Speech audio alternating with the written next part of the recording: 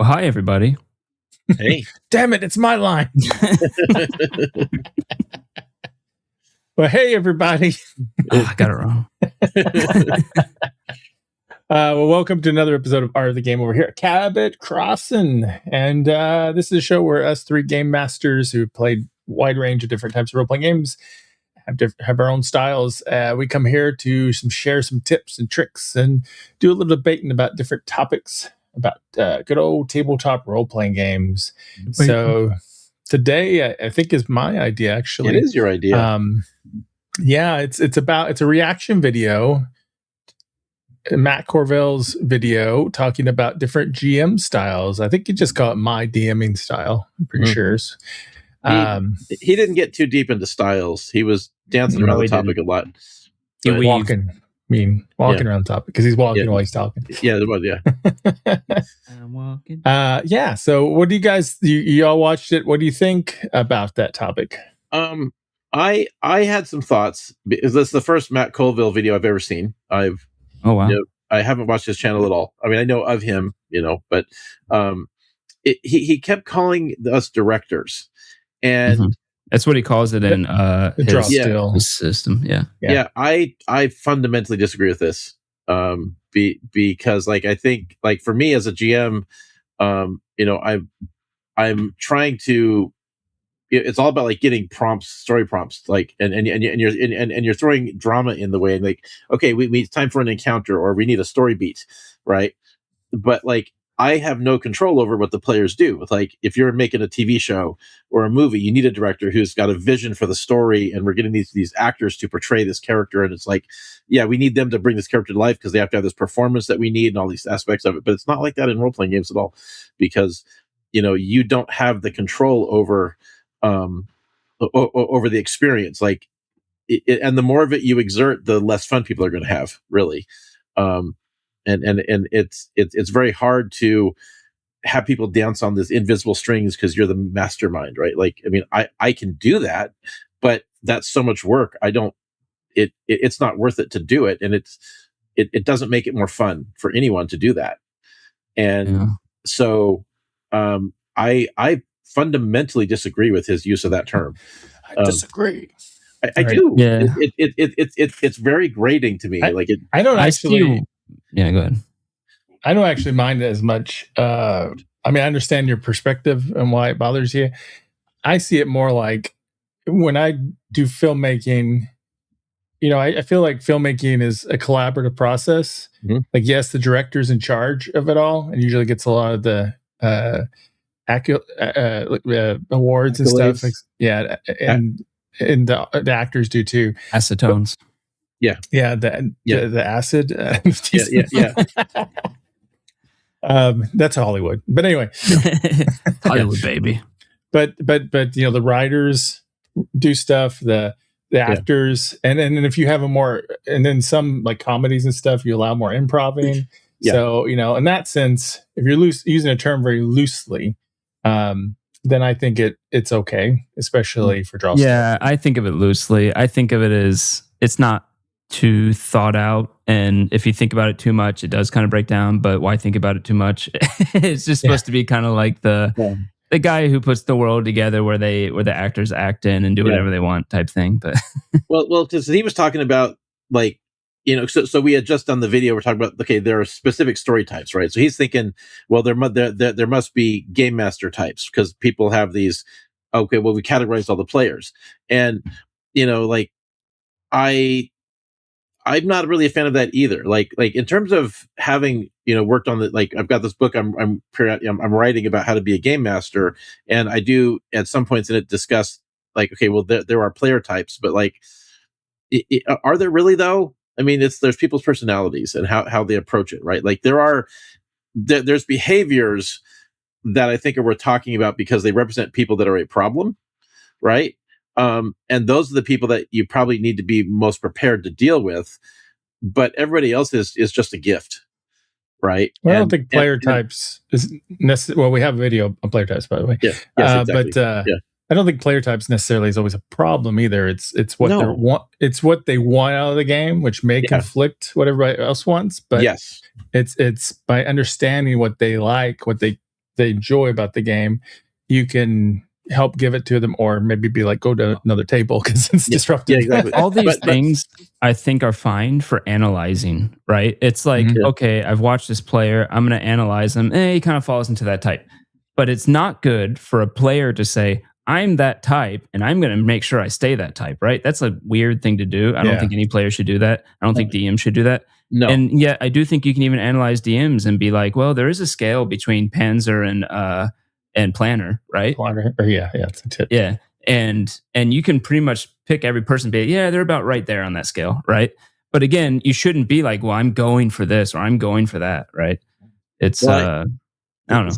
see, like the way I look at it is like there are a set of skills we're supposed to have, right?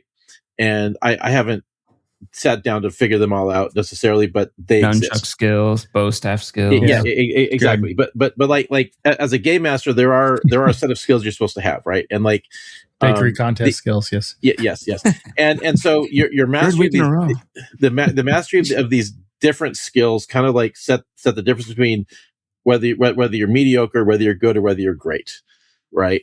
And at the top of that list would be the recognition that there's more to learn and that there's a point of improvement, right? And to not be so fixed in your ways that you cannot get better. But like I think that if you look at like what your category or your type of game master is, I just don't like that idea for me, right? I'm not saying it's bad, because it's something that he was thinking about, and there are people that think that way. But like to say, I'm this kind of game master. Yeah, he ultimately didn't like it either. Yeah, but like to say that I'm this kind of game master, because like, I think we mentioned in a, I can't remember, I think he did actually in his video, where it's like your approach to a particular game might be different depending on what kind of story you're playing and type of players. And the type of players too, because if depending on who you got at the table, that affects how you handle this situation. Because the more engaged and interactive your players are, the less work you have to do as a game master, right? Because the players can do a lot of the heavy lifting for you, and then you're just reacting to them. But if they aren't, if they're not very loose with the emotion, or they're not like inclined to portray a role, or they're not really like sinking their teeth as much into the story, and you have to prompt things more. They want to be there, but it's like, their level of participation sets how much work you have to engage in. He also said something else on that video, which is related to that, which is, he is not interested in the player's internal monologues. In other words, he's not interested in what that player's thinking and feeling or anything like that. Yeah. He's purely interested in setting the stage, and it's up to them to express that stuff. Right. Yeah. I'm curious what y'all think about that. I am in the middle on that one, because I think that some amount of that is important in terms of like creating like if the player is engaged with some aspect of the storyline, I'm going to engage with them up to a point, right? Like I don't necessarily want to narrate torture, right? Yeah. Or a sex scene, but people sometimes you have to do some of these things, like the situation's that serious and they have to get that information, or people this like they want to have like relationships within the context of the story, right?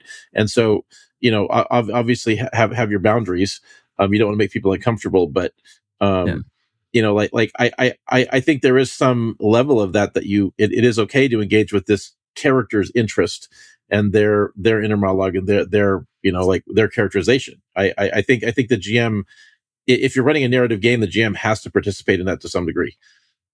To some degree. I remember, do you guys know the channel? It kind of died, or actually the guy stopped. How to Be a Great GM? Yes. Well, he didn't stop. He stopped because somehow the algorithm changed. The algorithm killed his He channel. also said he already said everything he wanted to say, because he has a lot of videos. But once he realized his channel was dead, yes. Yeah. He actually started a Star Trek channel if anyone's interested. Yeah, I saw that too. Yeah, so he had a good episode once where a player got mad, he said, because they went into like some sci-fi tavern, and the player was thinking, man, this would be the great time for my character to see someone from their past and blah, blah, blah, right? And why didn't the DM give me that opportunity? And and he said, what good players do is they bring that stuff out themselves. In other words, instead of just like going in and just waiting to be cued based on something that they want to happen, they should go kind of manifest it themselves a bit. So like say like instead of just, oh, I go in and don't do anything, I just wait until the next plot point happens. You say, oh, I go in and I find a seat and I'm looking for that person that I've still been looking for, and I look around at the faces or something like that, right? And it brings I think that's kind of what Matt Colville was trying to get at, is that it's not up to the DM to make sure that inner monologue comes out. It's up to the player for that inner monologue to come out if they want it to come out. Sometimes we need to be reminded, because you've got 5 people at the table. They all have complex backstories. The GM is running a plot, trying to keep everybody engaged, but you're not necessarily going to remember every detail of their backstory, or even just because there's a detail in there doesn't mean it does not mean you're going to engage with it. And that's why if the player does that, that's going to help prompt you, to remind you. It's like an improv. You're throwing out prompts to help run off. But you also may never get it. Like I was playing we were doing a World of Warcraft campaign, and I had a plot point which was very important to me, and I wanted to resolve it, and it never even got touched. The GM never engaged with it at all, and I was a little disappointed in that. I mean, it was one of my character's main goals, but then it meant that my story wasn't over when the campaign ended either. Right. Like my character went on to do something else afterwards, and so but my goal wasn't part of the overall story. And sometimes it is that way, like just because you think that this person from your past should turn up, that doesn't mean they will. Like there's a person that I remember from high school that has like been disappeared one day, just left school. I never found out what happened. I see this girl and she was in tears, and that's the last I ever saw her. I don't know where she is. I don't know what happened to her. I've always wanted to know, but like I'm never going to find out. Like that's like that's it. It's not God's responsibility to answer this mystery for me. Yeah, but if you do outward project what your character's motivation is, the more you outwardly project it, the more likely it will happen. Especially if one time you forget to forget to talk about it, and then the DM can throw it at you, be like, "Ha, you didn't expect it now," or something like that, right? Yeah. I think that's a good way for the player to help. A good interaction. I think the only exception I would say is you have new players or players who don't tend to do that. But you would like everybody to try to do that, then you would just help try to teach them and prompt them to do that.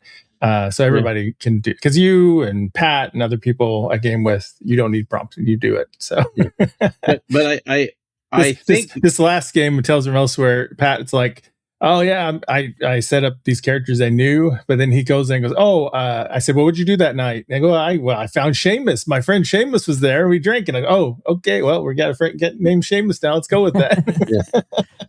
See, that's good, but like also I think that like if you need the GM to introduce these things, right, for it to happen, which is in a lot of cases that's just how it would be, and that's okay, and that's great.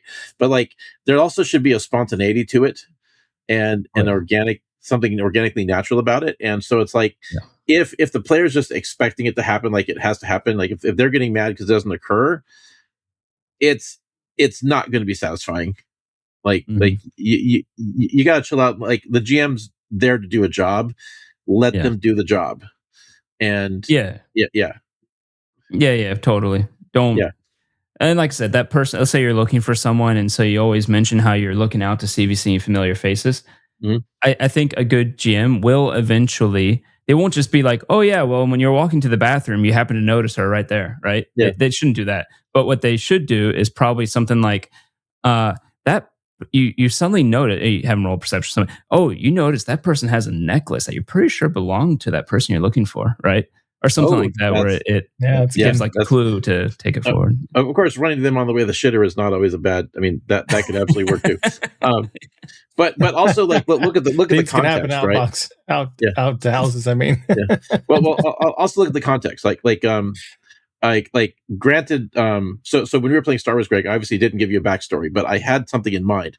But like, it was very evident very quickly that whatever I said, it was never going to apply, because like you're dealing with a galactic scale situation.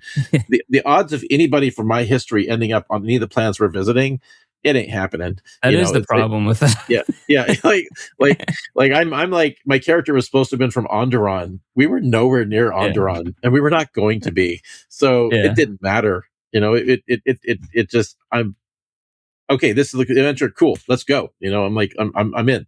You know, You sent a message or something. I vaguely remember. Or I something think we like that. talked about it briefly because I was recreating a character from another campaign that I didn't get to fully, you know, I didn't get to finish playing, and obviously everything about the character that I wanted to be wasn't possible. So he was technically a different person, but it's just, even still, it's like, you know, like it's just, you know, it's a matter of scale, because like you got somebody from your past, but like, you know, is that person really going to show up on another continent where you're traveling and fighting the Dark Lord? I mean, really? No, you there's got to be a reason for it. Like they were seeking you out or something like that. Yeah, like what are the odds, right? And yeah, so Don't tell me the odds. Exactly. Never tell me the odds. There was a thing in KODT, that's a new table, where they were like, now this is why I never do a backstory, because it just comes back to bite you in the ass. And like one of the players had turned in a backstory, and then his sister turns up as a prostitute on the wharf, you know, to bait the player. Yeah. So I mean, it does, but that's kind of the point too. Yeah, exactly. Like create the drama. So one of my friends has an artifact that is like a source of great and terrible cosmic knowledge, right? And she's kind of hiding it, and is like, you know, had previously been possessed by one of these things, and is like kind of like struggling to keep it under control. It's like kind of like the joke is, it's more like she's being a drug addict, you know, to you know, sucking out the cosmic knowledge. But she actually likes the drama of these kinds of things. Like apparently she really thrives, and this is the violent one I was talking about in the last episode, but like she really thrives on the doing these things that create that tension. She doesn't necessarily want the conflict, but she wants the tension and like to make it more interesting. And so like, you know, she's keeping this thing just because she knows that another one of the other players, I think there's other reasons why she wants it, but like one of the other players is definitely sees the danger in it, and so she's intentionally poking the bear, and so yeah, like I'm going to engage with that. Hell yeah! In fact, I'm going to encourage it. I feel like we're drifting a little bit off topic, just a touch. Maybe not. I wasn't trying to. I thought we've. I was part of it too. We're all going. Yeah, we are. Yeah, we stay on topic. Stay on topic. I think there was two main topics he was talking about, which is basically the types of GMs and why he called it directors, and why he doesn't fall into the need to even categorize, and why he doesn't think you should. And and then the other thing was the player motivations and how he sets the world, the stage, and he doesn't bother with what's going on in the players' heads. I'm with that. I think that you should. I don't think it matters as much of being in a category. I think the important thing is, like, you know, you're doing a job, you have to learn how to do it. And so, like, pick the thing you're good at, focus on that, play to your strengths, and then build from there. I think to me, I see GMs as people of different, like there's different traits you need, and people have different strengths and different traits, and they may need to lean in some of those traits for certain games. But they just have different traits and styles. So, like you know, if I had to pick rule of cool versus rule of written, I would always pick rule of cool, honestly. So maybe not when I run a module first time for a game, but a lot of times I like rule of cool. But that's how I would rather lean to sometimes, but not always. Most people do. I think we should play to our strengths as much as possible, because you're always going to do better there. Right, like particularly if you're inexperienced, if you can find some aspect of it that you know you can do well, like really focus on that. Like if you're really good at dungeons, then you're gonna be running a lot of dungeon crawls, and your players probably have a great time, right? But like you still have to identify the other areas that you need to be good at, the other key skills of being a GM, and develop them and work on them, and don't stay stagnant. But like the thing the thing you're the best at is going to be the thing that's your entry point into how to do it, and then build from there. I'm obviously best at accent, character accents, you know. Oh yeah, he talked about that too. How he doesn't do them. Yeah. And I immediately thought of Woody. Greg's accents. Oh my god. Yes, they make you go, "Oh my god, stop." I am definitely not the accent guy. I think accents are fun, but something people don't realize. I'm about to go on off tangent. Some people don't realize is that you don't have to do accents. You just have to do a certain cadence of speaking. For instance, cadence, yes. If you there's no candy involved, then you know a certain person that this talks like this, whatever, right? Yeah, it's not an accent. It's there's a lot of different ways of speaking that you can do. Yeah, putting the emphasis in different places. Yeah, for sure. I think it's when it comes to that though, you have to be comfortable being funny or being laughed at. If you don't feel comfortable being the target of the joke, that's going to be tough. You have to be able to be in on it, and it's interesting watching a person who is like they think it's funny that they're being stupid and they want to be laughed at, and they're very comfortable being laughed at, and it's comfortable to laugh at them because it's but as somebody who's uncomfortable, it does not land. Yeah, I think to me it's like I don't think you can go wrong as long as because either it's really good and they're impressed, or it's really bad and they just think it's funny. And so I know as long as you're not insulting any particular people with a bad accent. That's because you and I don't mind being a clown, and being laughed at like a clown. Yeah, and in my case, I traditionally am not comfortable with it, and I kind of have to learn to be. And it's easier. It gets easier when you're with people that you know well and you get more comfortable with. Yeah, the more you know people, the better. Yeah. Comfortable with everybody. Well, there is a point to there is a style where you specifically are not a clown because. For instance, in most of your games, Woody, you're very knowledgeable about the world, more knowledgeable than other DMs, I would even say GMs, right? And that comes with a certain authority. Mm-hmm. And when you become the clown, you actually lose that authority to some degree. You lose that sense of this is a real world I'm in, right? Whereas most games I'm playing are not world focused. They're just kind of a backdrop. I didn't spend a whole lot of time on it, right? And I don't feel I need that authority, so I don't mind being a complete clown. I'm very aware of the fact that I'm there. I'm having a good time with the guys, and I can join in on the fun with them. But there is also I'm there to do a job, right? And so I have to find that balance between doing meeting expectations. And also making sure everybody's having a fun, and I need to have fun too, right? And so, Olympics. One of my jobs as a game master, our jobs, and everyone's job actually, not just me, but one of your jobs is to keep things moving in the direction of the narrative, right, or the storyline, right? So, you cannot actually, you don't have the luxury of joining in on the conversation. You can, up to a point, but you have to keep getting them back into it, and you always have to nudge and go, okay, it's great, it's funny, okay, so now what's happening next? Well, one of the things I've been doing lately is when that starts to happen, I have the NPC react as if the conversation they were just having is the conversation their characters are having. Oh yeah, and kind of make it a weird, made a weird fourth wall break, but and I think it would be interesting. I was actually realized as we were kind of doing these 3 episodes tonight that I was looking at the 9 9 types of stories that I had come up with, and it occurs to me that there would be great value in analyzing what the skills of the game master are, right? And rather than trying to say, okay, well, these are the categories of a game master, and that I'm this type or I'm that type, and I hate those names that people came up with, by the way, for it. But they seem so juvenile. But the it might be more valuable to look at what are the skills you have to have and break it down into the most simple terms. And maybe we could have an episode where we workshop that. That would be kind of fun. But that might be more applicable. Because what are you referring to? What's the funny names or whatever? Somebody have a list. Pantser and the other kind, pantsers and plotters, or plotters. That's it, plotters. effing hate that so much. That's a writing thing.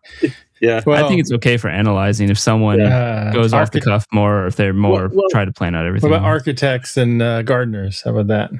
Yeah, right. Well, that actually at least makes sense. But like, what do you got against pants? Well, because like as a GM, you have to have like a certain amount of storytelling ability, and my big hot take is that I do not think that literature, knowledge of, like how to be a writer, I don't think that's helpful in any way necessarily. I think it's more likely that the experience of a game master enhances your ability as a writer. I don't think it goes the other way. And I've had people tell me I'm wrong. I think it doesn't hurt. It doesn't hurt, but I don't think it helps. And so like, because the storytelling technique is totally different, right? Like I think screenwriters would actually have a better time of it.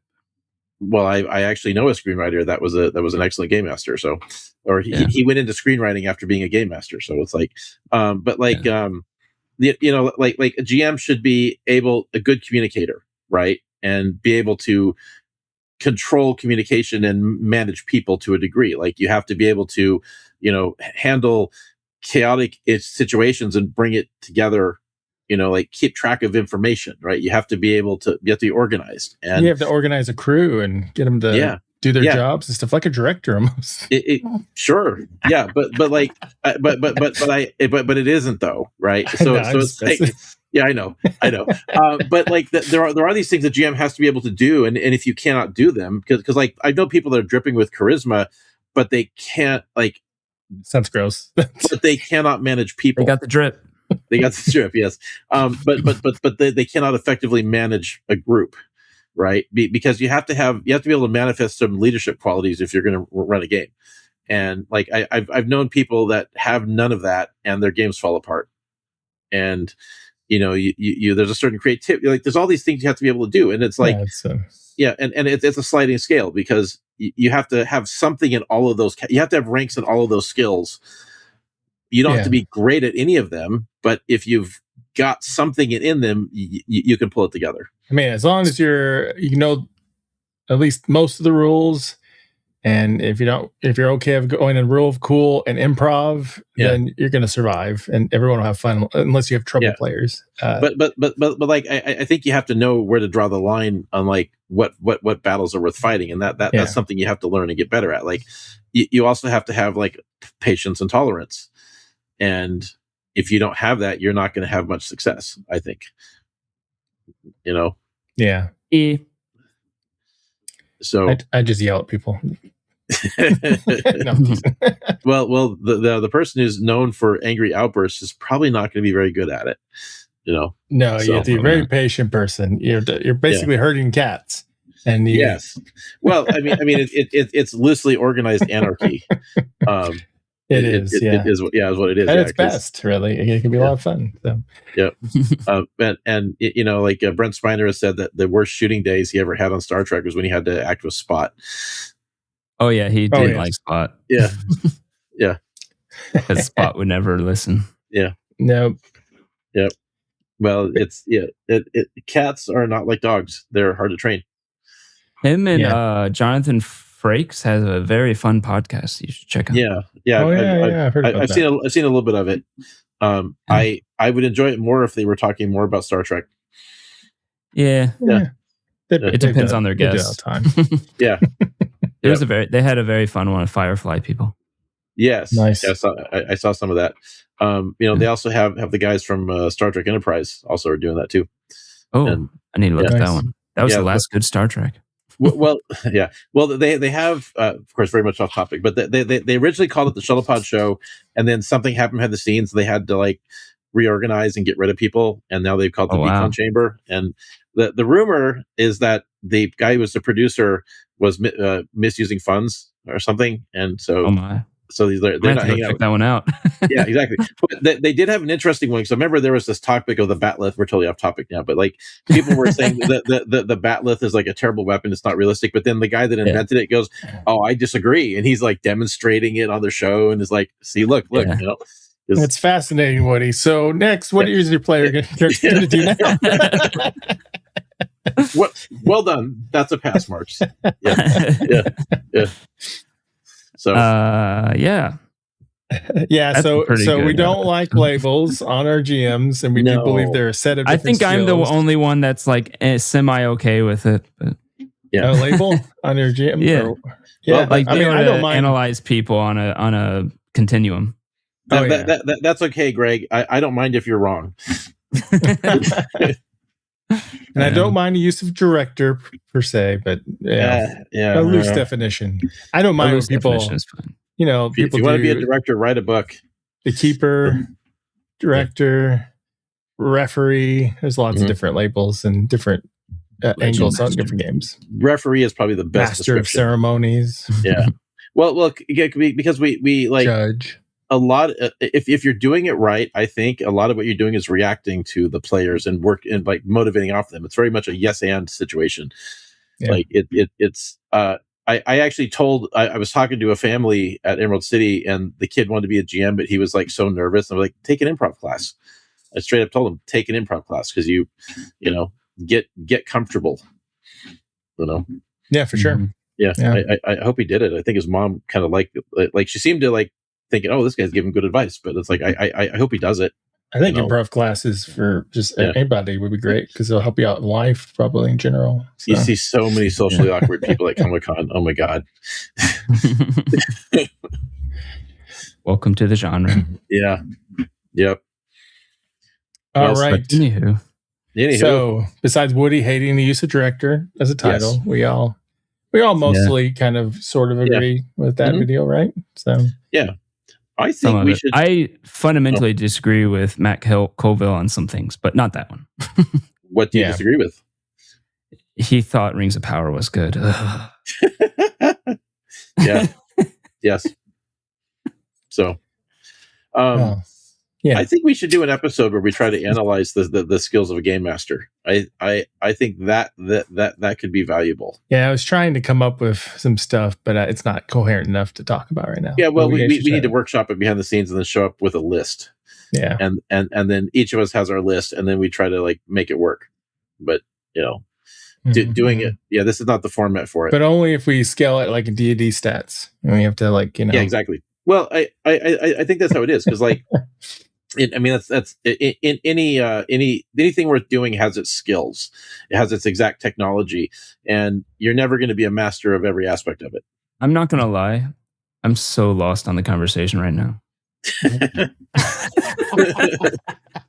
I stopped paying attention for 1 second, and I came back, and we're talking about skills or something. Well, Greg, let's catch you up here. Well, that is an interesting point though, because like you tend to not want to run long campaigns, right? Like you only have so much, interest in it. I get bored of it before players do. Yeah, exactly.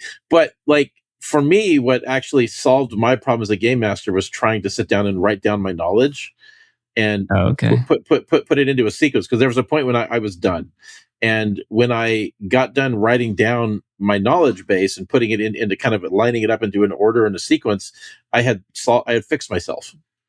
And I got excited to do again because I had organized it. It wasn't just this thing I knew how to do and I was flying by the seat of my pants, but I was like, there's an actual exact technology that I had come to, and maybe that might be what you need. Oh, maybe. I think this show is enough for me. Okay. All right. Well, so we'll have to explore a little further about what skill sets we think make up a game master. Yeah. Yep. I think we may be doing that in the future. Yeah. Yep. I think we might be doing that quite possibly. Yeah. Quite possible. Yes. I think right now I'm going to go to sleep because it's already late in real time where we're recording this. I have a cat box to clean. TMI. Yeah, I have an automatic one. Yeah. Ooh, I'm special. I'm Greg. I've got technology. It goes like this. Yeah. 6, 7. I do love technology. Yes, you do. You're on the bleeding edge. Thanks everybody for watching. Let us know, what do you think are some skill sets of GMs, or do you think you can classify game masters? And if so, let us know what you think are the classifications. otherwise. And what are the key skills? Yeah, what are some of the key skills? Yeah. And what music is going to get us demonetized? And we got to go before we get demonetized. All right, till next time, everybody. When the dice roll high, we touch the sky. But when they crash, it's a belly laugh. Genre play, lighting the way.